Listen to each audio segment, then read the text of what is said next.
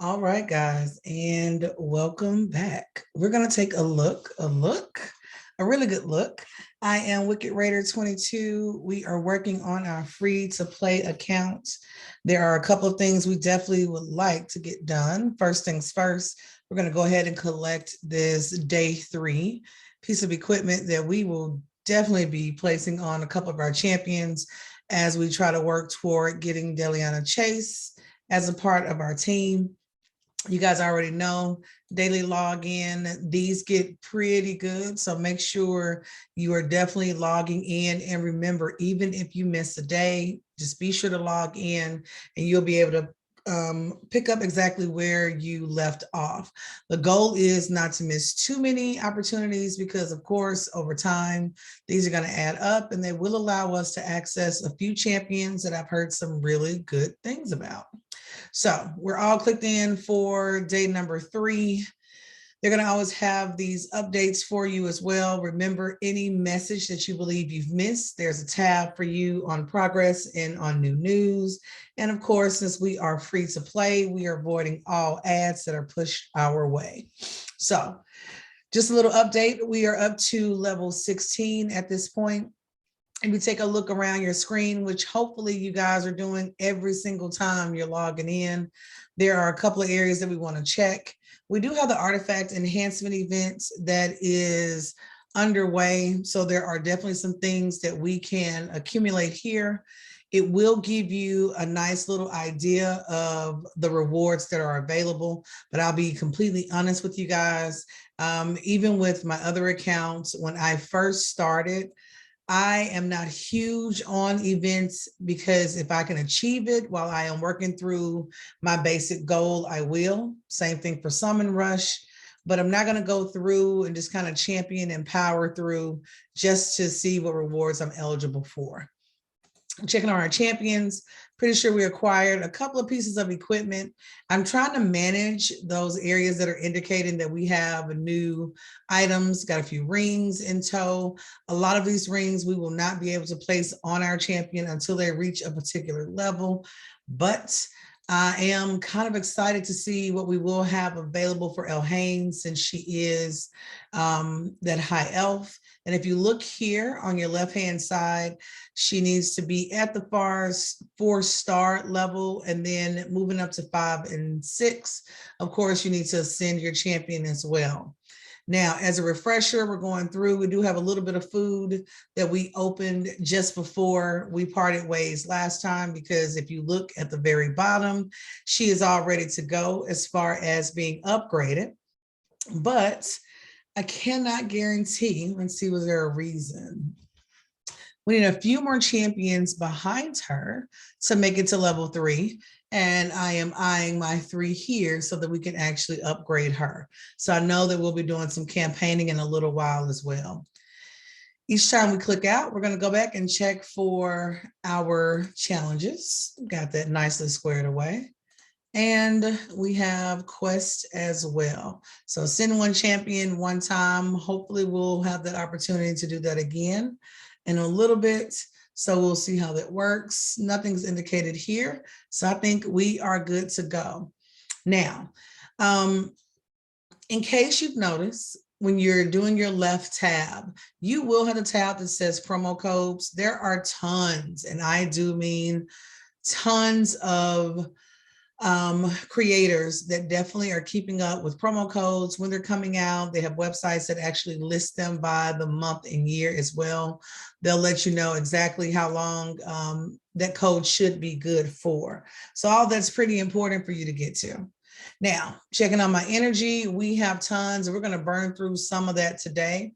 But here's another reminder, since we know we can access dungeons, keep in mind when you first start your account, these dungeons will remain open for you. But for anyone else that is a couple of levels above us at this point, you'll notice that these dungeons, Void, Force, and Spirit, I think it's Void, Spirit, and Magic right now that are closed.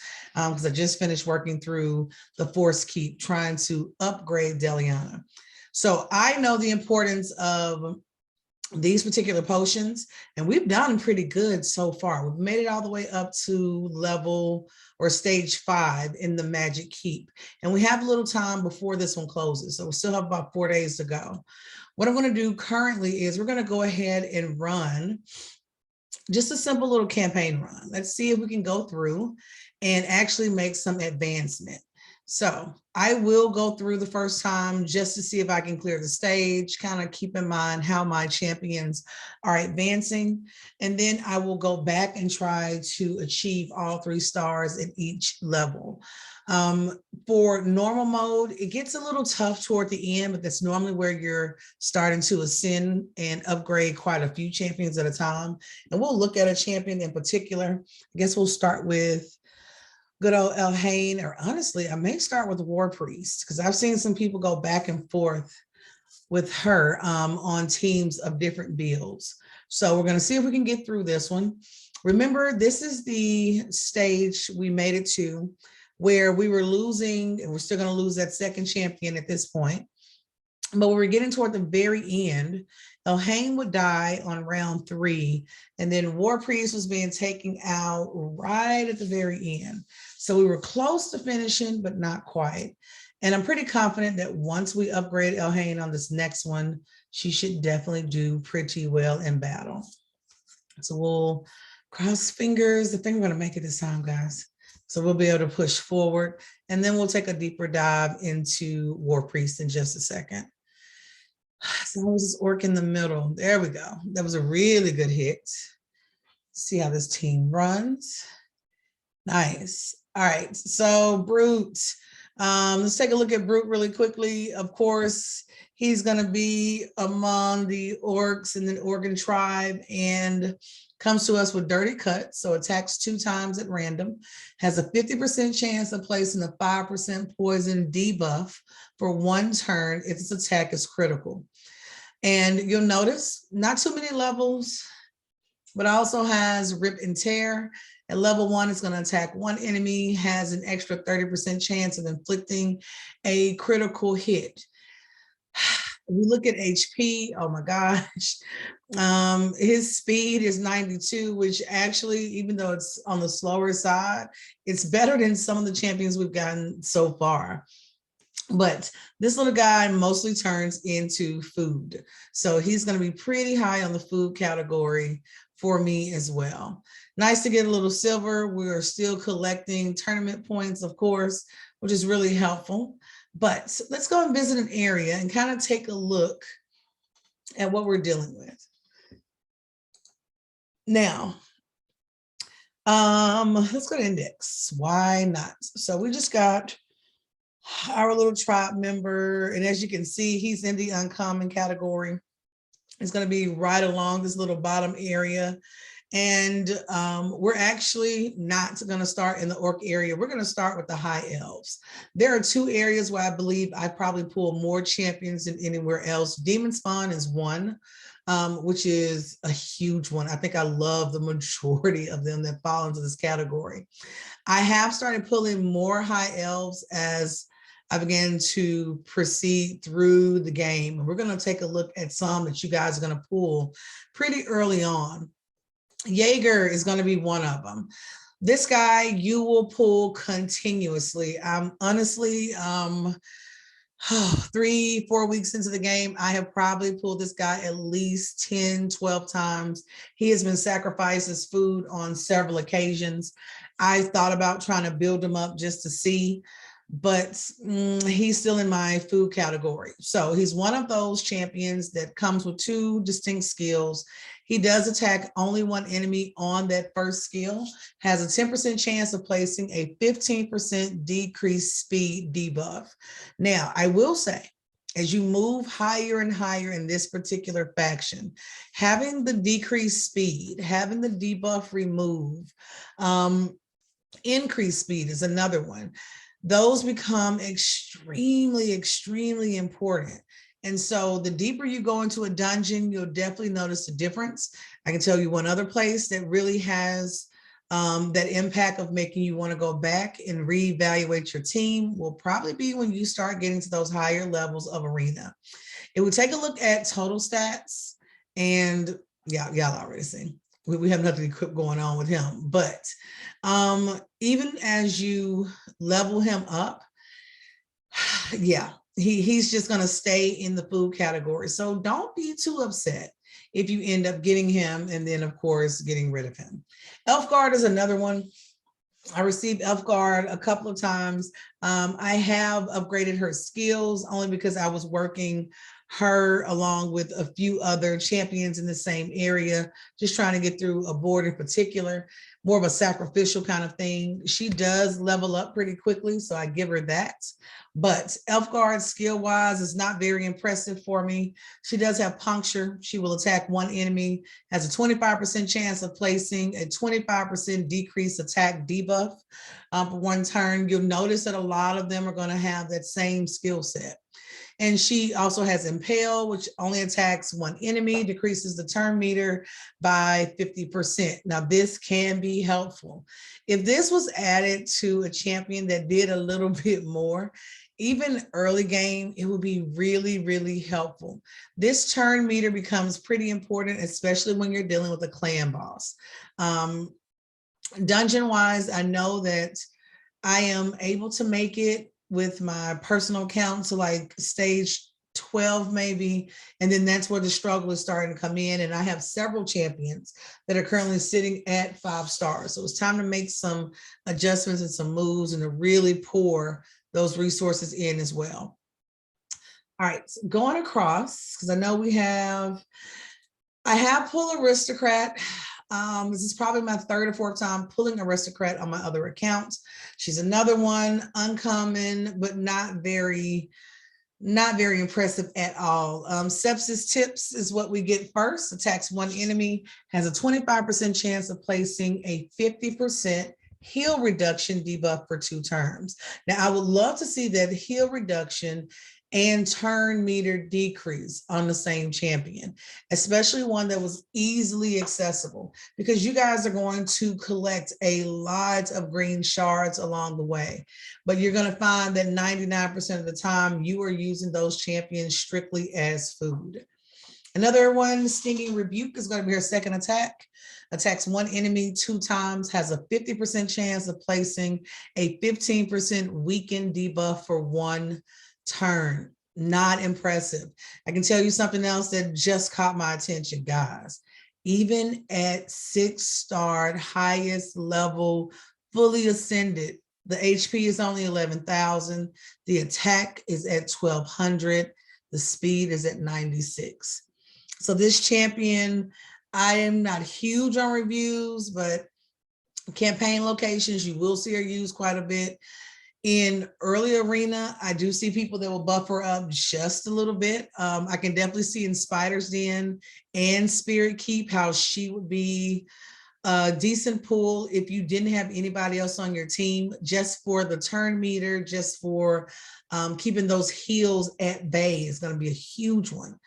But she's ranked pretty high, even in Faction Wars, but I just have not found the love for Aristocrat just yet. Now, a lot of people are going to, of course, equip her with accuracy is going to be a big one. Offense is another one. I've seen someone else that recommended putting a little speed on her, because I know as you move up, those attacks come quickly. So having the ability to really dive in and to make those timely attacks will be huge. There is champion info, summoning info that can be acquired. But mostly shards you're going to pull and you will see Aristocrat. So far, the biggest issue I have whenever I pull her, I am in need of quality food because I'm trying to move up a champion that I definitely want to keep. Now, Elhain falls into this rare category. And so far on my other account, I have not pulled Elhain yet. All right. So it's one of those. I know that normally, some people have had the luxury of, getting really lucky almost at mid-game point and pulling her. I've seen a couple of teams that have definitely pulled in her, Kale, and maybe one of the other champions as well. They will, bump them all the way up to level 60, and then they start with other champions. I just pulled Apothecary. I've heard so much about this champion, so I'm really excited to start leveling him up and kind of seeing the difference. I can tell you this, pay attention to your skills. I had so many champions when I first started, that first week or two, that were, only pulling 2 skills. They were not the best skills, and some of their skills actually overlap or are really redundant. So I had to be careful about that because the teams were not functioning. I was going in a few stages and then getting extremely stuck. So you don't want that. You don't want that. But if you notice, for Apothecary, the Scatterbolt is helpful, especially as that first attack, because it attacks 3 times at random. And this can be really, really helpful. I've noticed that even in dungeons is becoming one of those things that I look forward to seeing. Soothing Chant, he's going to heal a target ally by 35% HP. You're going to run into moments where you have that one champion that is sometimes your highest ranked champion, but for whatever reason, they are hard to keep alive. And I have a team like that. I love to run them. They're pretty quick, but I do have members of that team that definitely could utilize the support. And for a rare champion, he has really received some true accolades. So I'm excited to see what this turns into. Boon of Speed places a 30% increased speed buff on all allies for 2 turns. Fills the turn meter of all allies by 15%. So not only increasing the speed overall, but definitely paying attention to the needs of allies next to them. And these percentages can be overlapped with other champions. And of course, he has that aura, so increases ally defense in dungeons by 21%. If you're running a team where everyone is not fully ascended, or you don't have 1 or 2 really equipped champions, this is a good one, especially if you're still in the stage where you are farming for better artifacts to add to your nice little champion. Now, y'all, face-wise, I'm sorry. Avenger looks just like Aristocrat to me. Like, they look so much alike. Like, it's a couple of these champions, hands down, love the outfit though, but they pretty much look alike. The attention to detail is pretty nice. I've had Avenger, I believe I pulled Avenger before, but I think on this account, Avenger might be a nice one to kind of dive into. Hunt level is going to be first. Of course, you see attack base, so you have the 30% decreased defense. You're also looking at attacks at random. There are a lot of high elves that will save you from yourself with their random attacks. So those random attacks are deeply appreciated. You have attacks 1 enemy. The skill always inflicts a critical hit. This is key. You do not see this word very often, especially at the rare level. Last but not least, faction crypt by 17% is going to increase their ally attack. There are a lot of acquired auras as you move through this game that are game changers. HP isn't extremely high. It's at 12,000. Speed is at 104. So that's something that's pretty good to improve on. And then, of course, you have that critical damage sitting at 57%. This is definitely one of those champions. If I am early to mid and luck up and get her, there are some uses on a couple of teams I could definitely see. Early arena, you will see aura. You will see Avenger. You will definitely see her early arena quite a bit. Of course, that's our girl, El Hain that's coming in, making it happen. It's one of those harder days to talk. I don't know, y'all, we got rain yesterday. I got excited. But we are stacking her up. Since she is attack base, I think we're really going to focus on defense, probably defense. And I'm tempted to see what would happen if I'm able to bump up her resistance just a little bit. I have a couple of champions I'm hoping to pull to make her a great support team for, but we're going to work this account definitely and kind of see how that one happens as well. Now, we haven't encountered many of these, but here's one that's going to pop up as we work through campaign, which we're going to dive back into campaign in just a second. If you have not pulled Eris, guys, do not sleep on Eris. I'll be honest, her HP may not be the most impressive. Her speed is 94, but you can definitely get some boots on this one. you can try to do a lot, especially if you're able to either farm or pull or forge at a later point some really decent gear, but she can definitely be worth it. She is a hard hitter. If you have her on the same team as Sniper, because remember, Sniper is one of those that everyone, along with War Priest, will automatically, come into contact with and definitely have a chance to have on their team. So just by playing the game, her and Sniper on a team can shut down so many teams in the early game. So early game wise, I've enjoyed working with her. I know I had her before. I used her as food and then watched a couple of videos and they were like, hey, do not sleep on Eris. Guys, this passive is helpful. Counterattacks the attacker when an ally is attacked. To be honest, I've had moments even this early in the game where Eris has attacked the same enemy 4 times just based on the activity of this passive and the arrangement of the team itself. She does have an aura, so in dungeons, she's going to increase your speed by 16%. That alone can make a huge difference. So Eris on this team, I think, would be a wonderful addition. I want to say that there was one more. I haven't pulled a large number of these guys, but there have been a few that I have been really, really excited. I'll be honest, when we get to Deliana, Legendary, she has been an absolute game changer. Take a look at that HP, guys, 20,475. Speed can definitely be improved on. She's not the fastest at 98, but if you equip her and equip her well, she will not do you wrong. So this Heart Stealer attacks all enemies, has a 50% chance of placing a leech debuff for 2 turns. Leech is amazing. There are so many champions, depending on how they have been built, you would struggle against if it was not for this skill in particular. Withering Scorn attacks one enemy, has a 75% chance of placing a 50% decreased resistance debuff for 2 turns. She is the queen of the debuff. So there's a block buff, a debuff spread, a debuff or decrease in resistance. And her damage, of course, is based on her HP. She can be equipped where she's able to do more damage the lower her HP is. But if you're going to put her next to a champion that is, throwing out continuous heals, for example, I have 2 epics in mind that are really big on the continuous heal.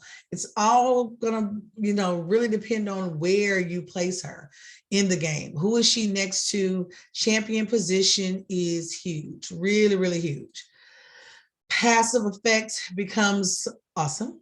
Increases the champion's accuracy by 2 for every 1,000 HP this champion has.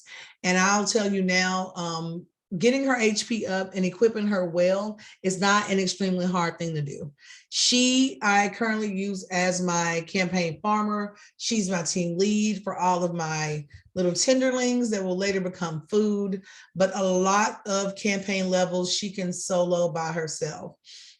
I've even had moments where I've had to go in, drop all of my team members off, even now, just to get her to finish so that we could achieve that 3rd star while in campaign. Her aura increases ally HP in all battles by 33%. And this is a good one as well, especially for those champions that have a lower level HP, no matter how you're actually equipping them.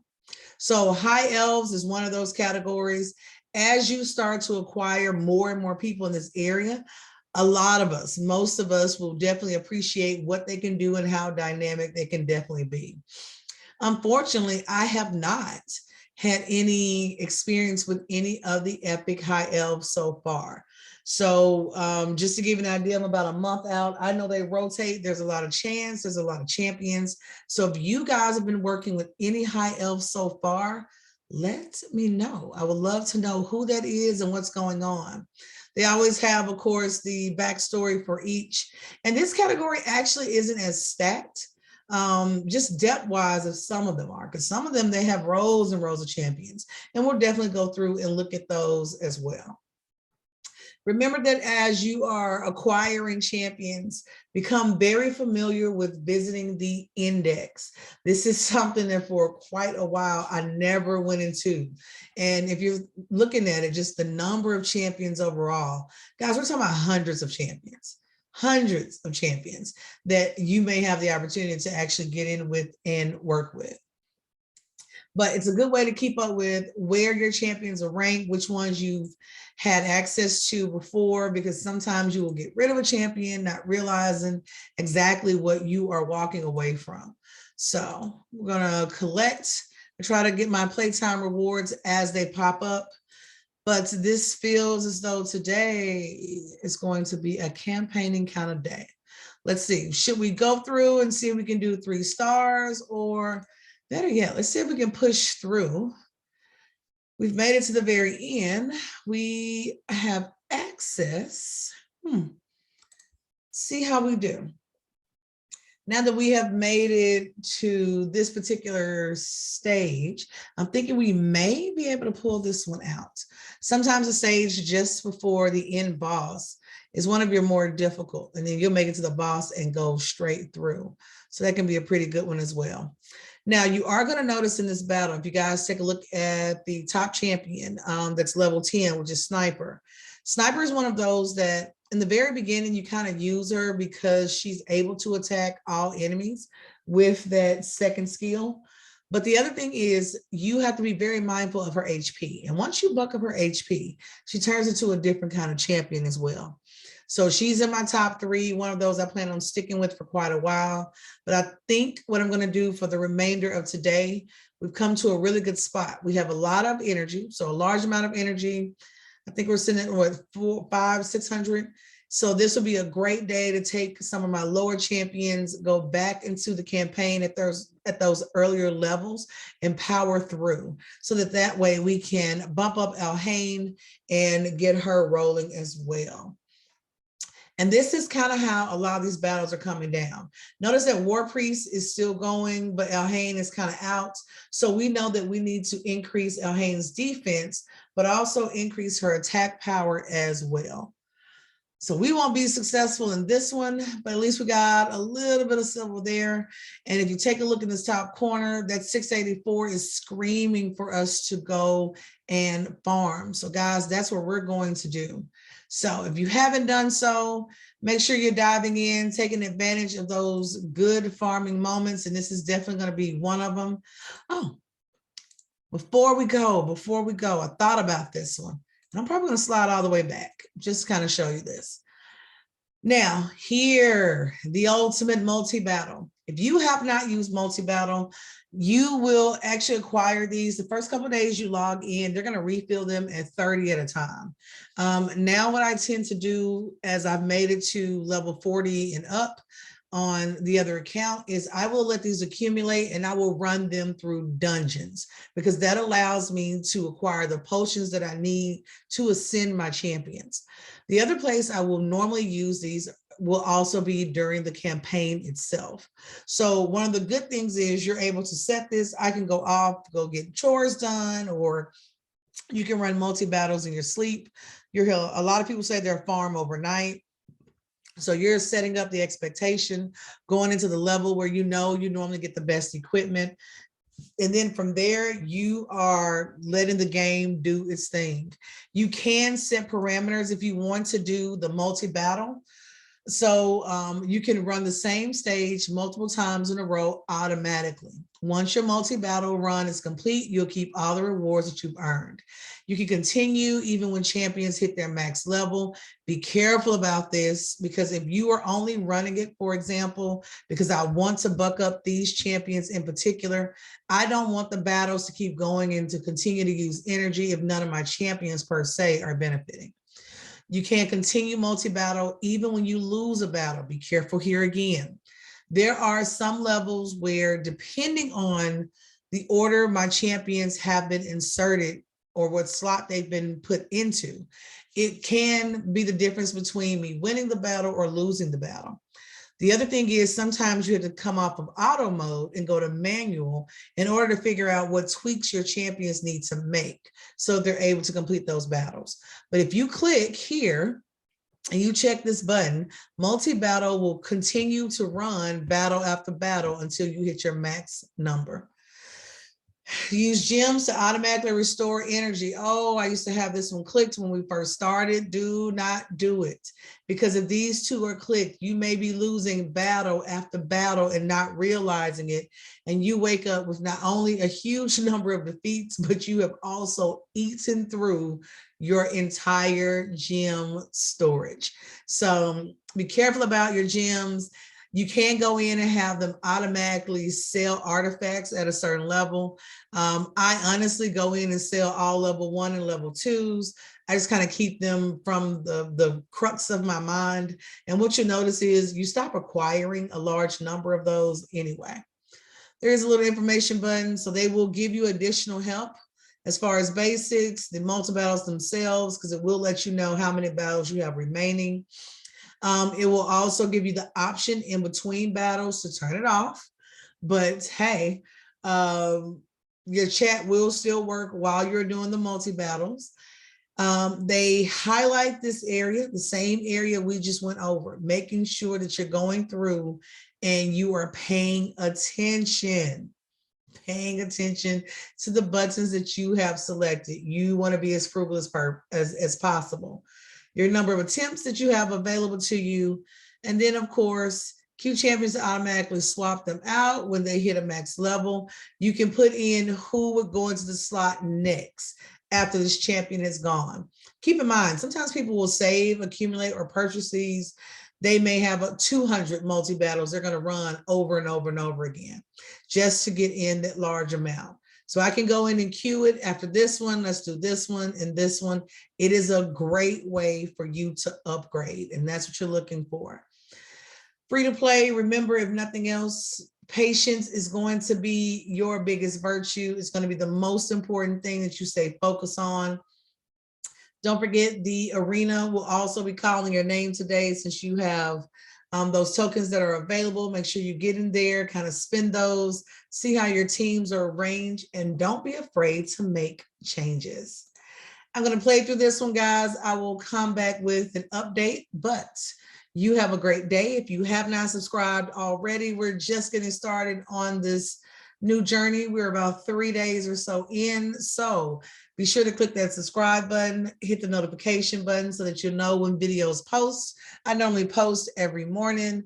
I am Wicked Raider 22, and I will talk to you soon.